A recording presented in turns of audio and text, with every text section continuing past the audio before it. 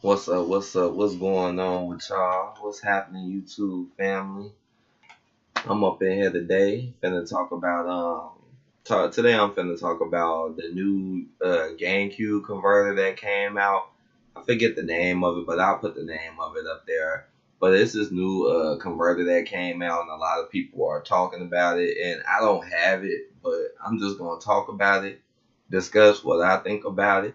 And since a lot of folks are talking about the GameCube a lot more and bringing it up, and to be honest, I was thinking about that system. 'Cause for those who don't know, I am a video game collector and I do sell video games, and I got a decent amount of systems. But one system I was really thinking about a lot lately was the GameCube, because the GameCube was like one of the first systems I started collecting for.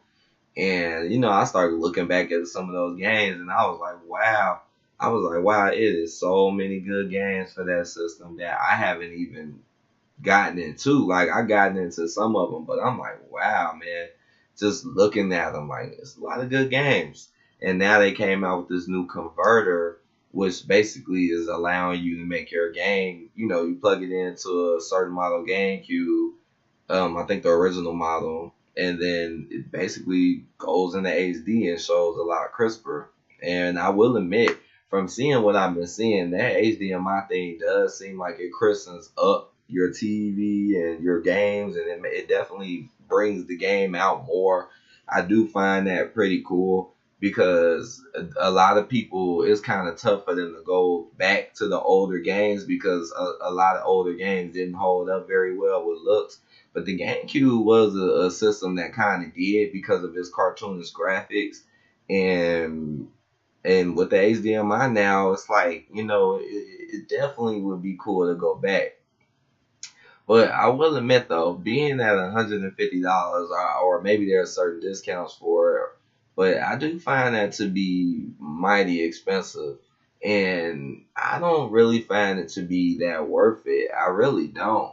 And I mean, I guess if you really into the GameCube and you feel like it, but I do feel like if you just get a Wii and get a converter for the Wii, a HDMI converter, and just play your GameCube games to the Wii, I find it pretty close to what the GameCube converter can do.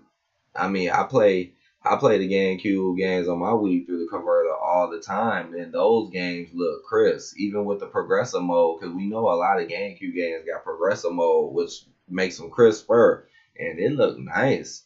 I was playing games like The Sims 2 and stuff like that, and it was looking crisp, looking nice.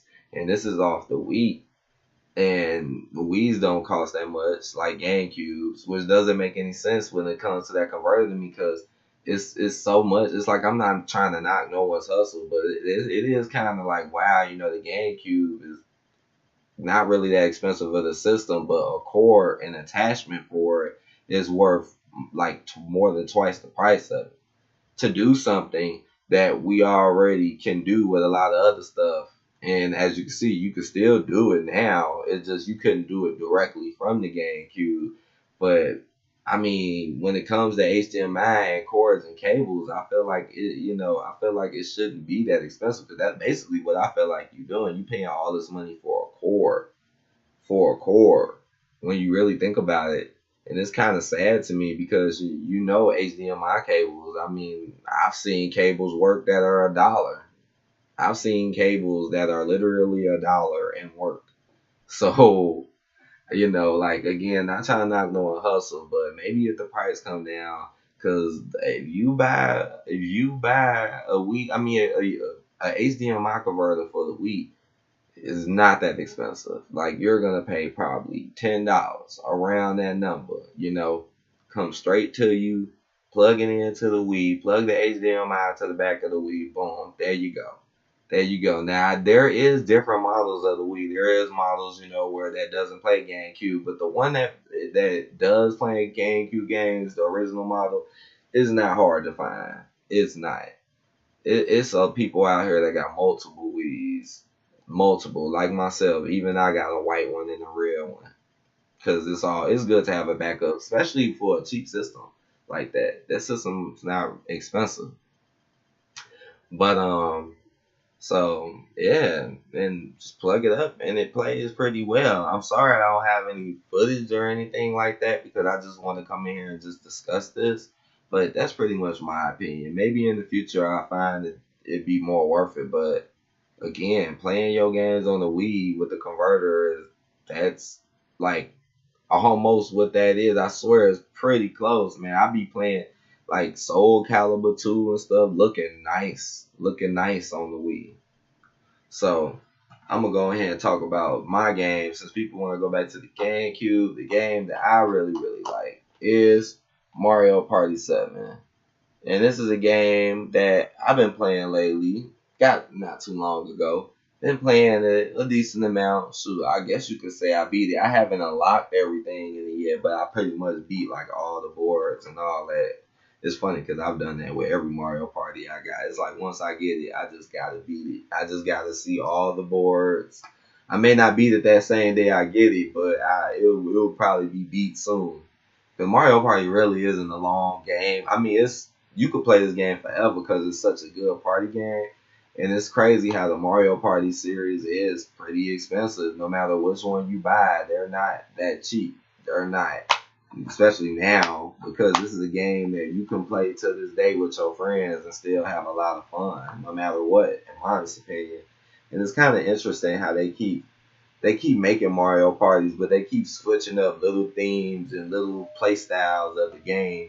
So that's a little interesting too. But this one, what make this one so special is this one is a lot like the one on the DS that they got. And another reason why this one is special is because I think this is like one of the only ones where you can actually use a microphone. Which is funny because on the DS, Mario Party DS, you can use a microphone, but not like an actual one you hold in your hand. And this one has a lot of games based off of that, which is kind of fun. It has a little different twist, for a GameCube game. It's like, okay, instead of just pressing buttons all day, maybe I can challenge you by saying some numbers or challenge you by saying certain phrases and stuff like that. So that's kind of fun. The boards on here are pretty fun. They more old school because once Mario Party start hit like 9, it started getting crazy. But more old school. Really like the boards. Really fun game. I don't know what they did to Bowser Jr. on this game. Bowser Jr. looked wild. I don't know what in the world. They really upgraded him in the future because on this one, he looked like they just didn't put no effort into Bowser Jr. at all. That last boss fight you do on the solo mode against Bowser, though, is something else in this game. Something else, man. Because of the way how you got to fight him and the randomness. But that's going to be the game I point out. So if you haven't played this game, play it, especially if you got it. Even though I bet most people who do have this played this. I doubt too many people bought this and was like, I ain't gonna play this game. I just got it. But maybe you might want to go back and play a little Mario Party 7. I mean, and there is 5 and 6 is also on the GameCube. This was the last one to come out on the GameCube. So I'm gonna go ahead and point this out.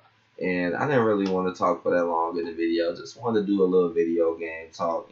Want to get more of my video game talk. Maybe I might do a little up-to-date news. Maybe, start talking about more up-to-date topics and mixing it in with some other little stuff.